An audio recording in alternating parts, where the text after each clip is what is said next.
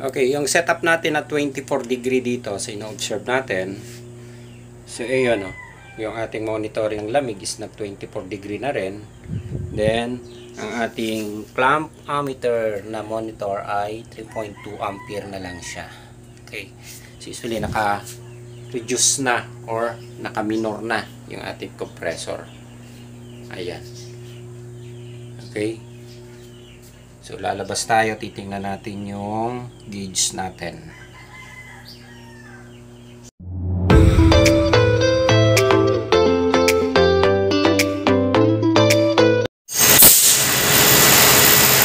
Malangis. So, ito may install kami dito na PCL. So, i-observe lang namin. Medyo malayo pa Quirino Province pag galing yung unit. So, PCL siya. Pagkabit nila is nagkaroon ng error na EO error.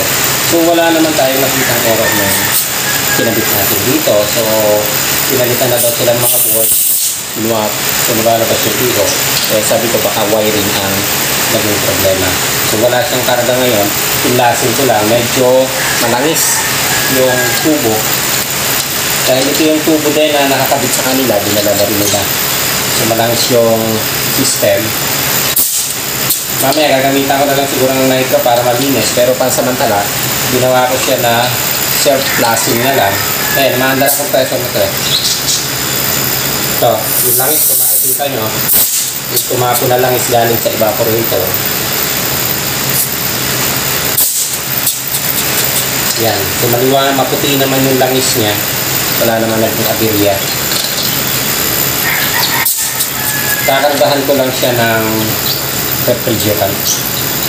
Okay, so mamaya babalik ako kayo pag nag-set up na natin. Okay, so nag-flushing na rin ako and binacuum na rin natin. So lumang vacuum itong ginagamit ko ngayon. Dala ng service natin yung ating vacuum dito. So, ayan, importante babacuumin natin ito kasi pupunduhan na namin ng refrigerant ito kung sakaling wala naman siyang magiging problema na lalabas. Ayan, para pagdating sa kanila, i-install na lang. So, pinlasin na rin natin siya ng nitro and babacuumin na natin siya ng tap. Okay, so hintayin na lang natin. After na ma-vacuum, magkakarga tayo ng R32 na refrigerant. Okay. So, mas 30 minutes na natin binacuum. So, maiksi lang naman ang tubo. Saka maliit lang to. Kaya mga 30 minutes na natin binacuum siya. Okay. So, gagamitan natin siya ng timbangan. Kasi yung ating refrigerant is diretsong ipupondo na natin sa kanya kung sakaling wala siyang problema. Ayan. So, R32 ito. Okay. So, papalabasin na natin. Taob na natin siya. Okay. So, yan. Okay. Nasa 2.4, 2.9. Higit na natin ng maayos. Ayan. So, nasa 2.5 yung timbang na nakuha natin. And papasukan na natin. So, ang laman ng refrigerant nito is 0.4 or kulang-kulang kalahating kilo. 0.4 lang siya. 2.5 siya. Ayan. Ito. So, 0.4 o 0.400 kilo ang dapat na maipapasok natin. So, kahit hindi tayo gumamit ng gauge, hindi tayo gumamit ng clamp ammeter, ang importante dito is yung eksaktong karga ng manufacturer ang ipapasok natin. So, yun yung isang paraan na ginagawa natin para maisakto natin yung karga. So, importante na ang refrigerant ay pinapasok nyo, lalo na sa mga ganitong inverter, 410 at R32. So, dapat nakatimbang. Hindi nyo siya makukuha kung ang basis nyo is gauge, hindi pwedeng gauge ang gagamitin. Like, pumalo na siya 135, 125 is enough na. So, hindi. Mali. Dahil ang compressor nito is yung tinatawag natin na variable speed. Tumataas, bumababa ang karga. Kahit na pumunta siya sa maximum, pag pumunta siya sa maximum speed, bumababa ang karga. Nagiging 110 or 100, 125. So, hindi eksakto. Pero kung kinilo natin yan, kahit na mag high speed, mag minor, or bumaba ang karga niya, basta eksakto ang karga niya. So hindi natin pwedeng gamiting bases ang gauge kapag ganito R32 at 410 na inverter. Okay, dahil variable ang speed ng compressor. Pero kung hindi siya inverter, pwede tayong mag-base sa gauge. Okay, kaya importante na gumagamit tayo ng timbangan. So kahit tayo magpasok na, hindi pa ma-under yung unit, pwede nating pasukan siya. Ayan. Tingnan natin kung ilan yung mababawas. Ayan, pababa ng pababa yung timbang natin. Ayan. Okay, 2.2.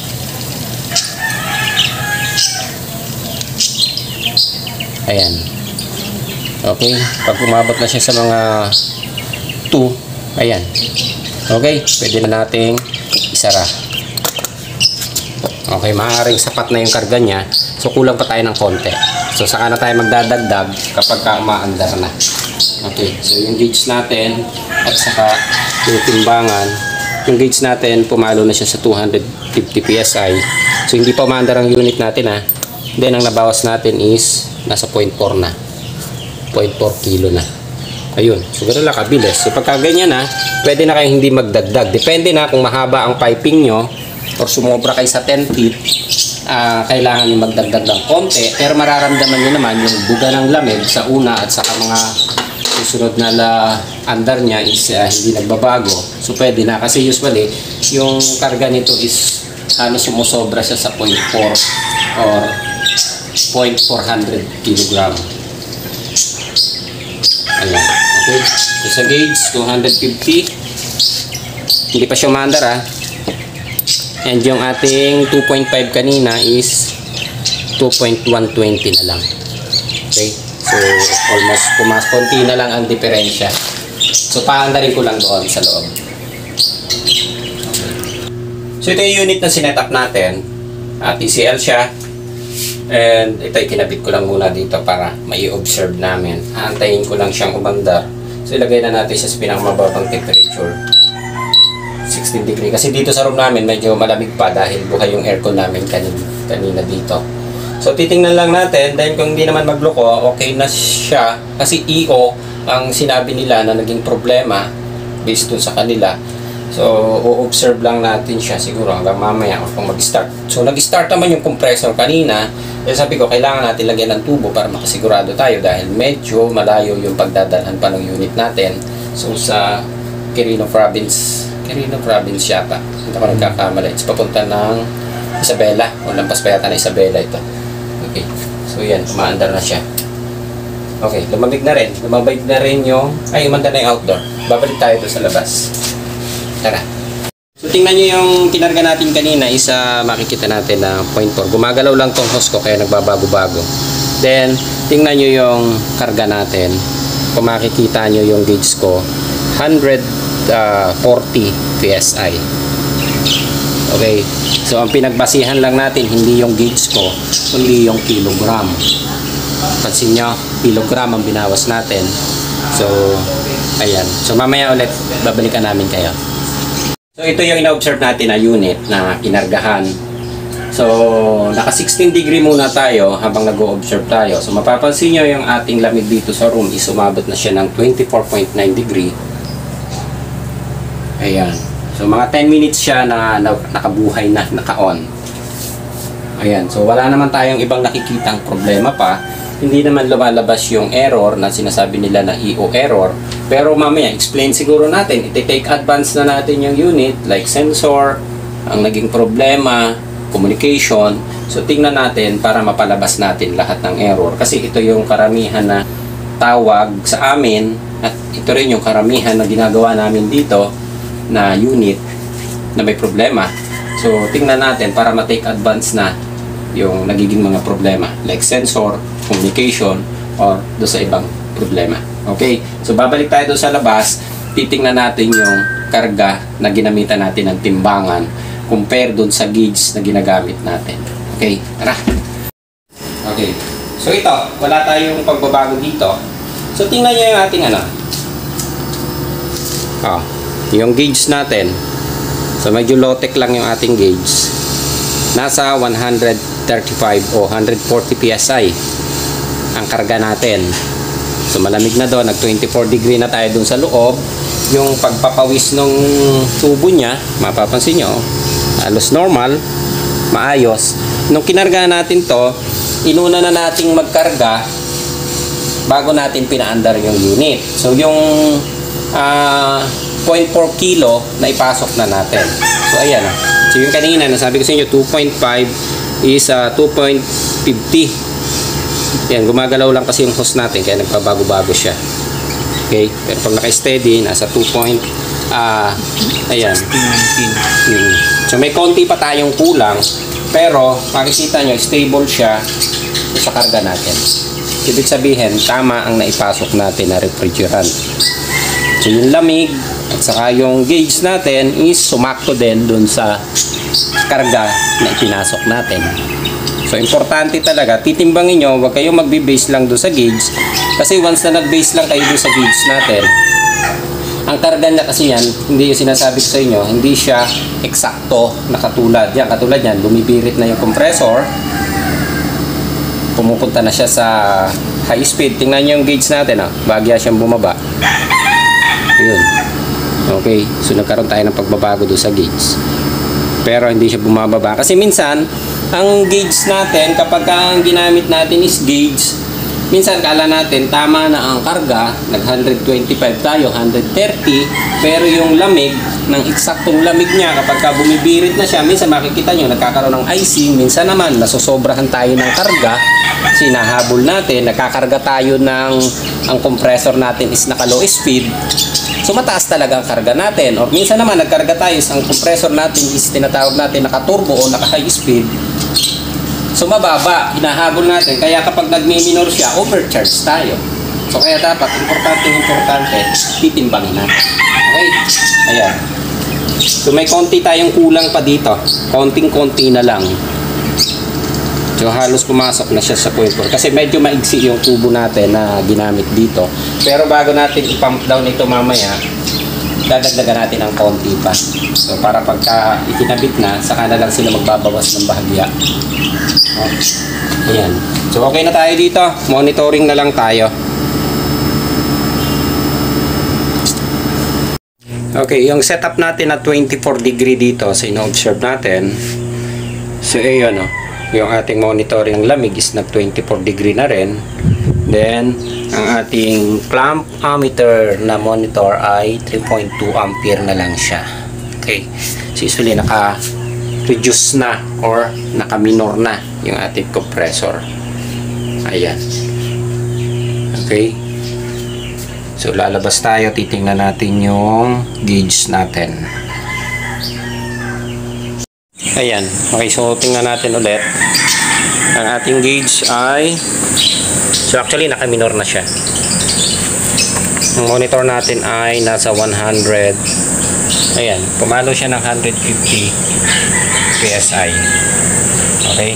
So yung kanina, ang refrigerant natin ay 2.54 o 2.540. So natirhan tayo ng 2.180. So may kulang pa tayo. Dapat is 2.14 lang ang matitira dito para sumakto. Ayan, so timbangan ang ginamit natin. So magdadagdag pa tayo ng konti dito.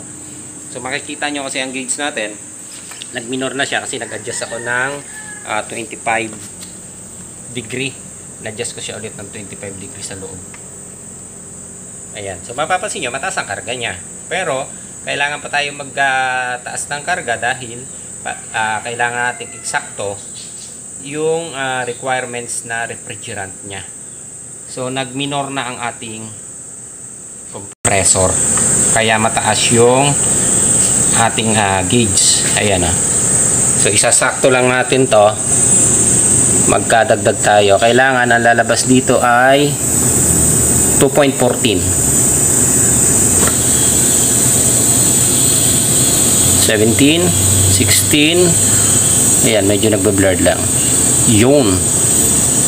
2.140. Okay, so mobra tayo ng konting-konti lang, pero walang problema yan. Basta wag lang susobra sa 0.5. Okay, so ang gauge natin, ayan, medyo malabo. Okay, so nasa 150 PSI hindi nyo lang gaano makita. So sa susunod mag-upgrade tayo ng ating gauge. Okay, so mamonitor na lang natin yung ampere nya doon sa loob. Ayan, so nagbago ako ng temp kanina, ginawa ko siyang 26 degree bago ko minonitor doon sa labas. Ayan, so naka 26 siya. Mapapansin nyo yung ating ampere is 2. Tapos umabot na rin tayo. So malapit sa pan yung aking monitor ng lamig, kaya umabot siya ng 23.9 kasi halos nakatutok lang siya doon sa pan natin. Ayun, kaya malamig na malamig dito sa area. Okay, so mapapansin nyo ang ampere natin is 2.0. Then pansinin nyo yung ating, babalik tayo sa labas ulit yan. So tingnan nyo yung gauge natin. Lumampas siya sa 150 PSI dahil nakaminor siya. So kapag tumaas na ganyan, makikita nyo yung ating ampere ay mababa. Okay, ayan. So mataas tayo. Mataas yung gauge natin, pero yung kinaga nating refrigerant, so tama naman siya, nasa 400. Kaya pagka ganito ang monitoring nyo, mapapansin nyo, kapag nagminor ang ating compressor, tumataas ang karga natin. Ngayon, kung ginamitan lang natin ng gauge, kapag nagminor na ganito ang compressor, so ang gagawin natin, magbabawas tayo ng magbabawas. So kapag nag-high speed ang compressor natin, doon yung mapapansin parang naghihilaw ang lamig or nagkakaroon ng icing dahil hindi tama ang karga, dahil hindi tayo gumamit ng timbangan. Okay, so tingnan nyo doon sa loob dahil binago ko sa 26 degree. So ayan, dahil naka 26 degree tayo dito sa room natin, so pansinin nyo 26 degree, ang ating clamp ammeter ay bumaba na lang siya ng 1.3 ampere. So ibig sabihin, nakakatipid na tayo niyan sa kuryente or electric dahil 26 degree ang lamig ng room natin, tapos ang ating ampere ay pumapalo lang ng 1.2, 1.3. Okay, ayan. So ang gagawin natin ngayon para ma-monitor natin, bababa tayo sa ating temperature. Medyo blurred, madilim dito sa amin sa opisina. Okay, so bababa natin siya ng, tingnan nyo kapag bumaba tayo yan, so 21 lang, ginawa natin 21. Then monitor natin yung ating ampere. So ayan yung 21 degree natin kanina. So tingnan nyo, nag-a-adjust na yung ating temp, yung ating ampere. 2.7 yan, pataas ng pataas. 2.9, 3.2, 3.3. Ayan, mapansin nyo, tumaas na dahil binago ko yung ating temperature. So nilagay ko sa 21. So ibig sabihin, nag-run ang high speed ang ating compressor. So ito yung sinasabi natin, kapag mainit ang panahon, ilagay nyo yung ating temperature sa mataas. Huwag nyong habulin yung lamig para hindi pwersado yung ating outdoor. So kapag kaganyan, bumaba ang ampere natin, ibig sabihin is nagpapahinga ang outdoor natin or nagmi-minor ang compressor natin. So nakakatipid pa tayo sa electric bill. Ngayon, nung itinaas natin yan, pataas siya ng pataas hanggang sa mag 4.1 ampere na siya. So tingnan nyo, laki ng diferensya. 1.2 ampere, 1.3 ampere, pumalo na siya sa 4.4, 4.5 ampere na ngayon. Okay, so lalabas tayo at titingnan natin yung, monitor naman natin yung karga ng refrigerant. Okay? Okay, so ito yung ating refrigerant ngayon, yung karga ng ating pressure. So sa gauge, monitoring natin, medyo madilim lang, pero pumalo na lang ulit siya ng 140 PSI. Okay, so bumalik ulit siya, bumaba, di ba? Kanina nasa 170 yan yung monitoring natin. Ayan, Okay? Ayan. So, okay na tayo dito. So, alam na natin ngayon, importante na gumagamit tayo ng timbangan. So, ito kanina, kung hindi kaya tayo gumamit ng timbangan at gauge lang ang ginamit natin, so aakalain natin na yung ating karga na refrigerant ay sobra-sobra. So, ang gagawin natin, kapag pumalo ng mataas ang ating gauge, magbabawas tayo dahil ilalagay lang natin sa 140 PSI, 125 PSI. Pero hindi natin alam na yung refrigerant pala natin ay undercharged na. Kaya hindi nyo mapalamig ng maayos ang unit. Sasabihin natin is tama naman ang karga. Pero kapag ka nagha-high speed ang compressor, mapapansin nyo, unti-unti ding bumababa ang karga natin. Unti-unting bumababa, pero ang ampere natin is tumataas. So kapag ka nag-adjust tayo, ginawa natin katulad nung ginawa natin 26 degree ang monitoring natin o yung ating indoor. So kapag ka na lumamig na siya ng 26 degree, yung ating charge o karga ng refrigerant ay unti-unting bumababa or tumataas pala. Sorry, mataas siya. So kapag ka nag-high speed ulit or nag-turbo ang compressor, ang karga natin ay unti-unting bumababa. Ayan, oh. So tingnan nyo, nasa 125 PSI na lang to. Medyo nagba-blurred lang, hindi ko mai-focus ng maayos, pero 125 PSI na lang yan. Okay, so tingnan natin ulit doon sa loob. So ayan, 21 degree. Ang ampere natin ay 5.0 o 5 ampere. Ayan, 4.9, 5 ampere. Okay. So dahil hinahabol niya yung lamig ng room, kailangan bumaba siya or maabot niya yung 21 degree natin. So dapat, okay, so ang nangyari, nag high speed ang compressor natin, bumababa ang karga natin sa monitoring doon. So kaya sabi ko sa inyo, importante na titimbangin natin ang karga. Okay? So okay na tayo dito. Monitoring ampere 5 ampere. Then nakaset tayo ng 21. Bumaba ang ating karga ng 125 PSI na lang. Ayan. Ayan. So mapapansin nyo, ang laki ng pagbabago, no? So ang ginamit natin ay timbangan. Nung nag-high speed yung ating compressor or tinatawag nating nag-turbo, ang ating karga ay bumaba na sa 125 PSI. So kanina, nung nag-minor ang compressor natin, umabot siya na almost 170 PSI. So tinimbang natin yung karga, hindi natin ito mapagbasihan dahil nagbabago-bago ang ating gauge. Dahil variable speed, ito yung sinasabi natin, variable speed ang compressor. So hindi siya naka-fix, nakatulad ng R22 or conventional na naka-fix speed lang ang compressor, kaya yung karga natin hindi nagbabago. Okay, so sa ganito na inverter, yung R32 at 410, importante na tinitimbang natin ang pagkakarga ng refrigerant. Okay, so katulad nito, ang ikinarga natin is 0.4 kilo lang. So naipasok natin ng tama yung 0.4 kilo, kaya kahit sumobra tayo doon sa gauge natin, na sumobra sa 150 or umabot ng 170 PSI, so hindi ka kakaba-kaba na overcharge ka dahil ginamitan natin ng timbangan. So katulad niya, nung nag high speed, bumaba na siya. Okay, so okay na tayo dito. Ayan, ayos. Okay.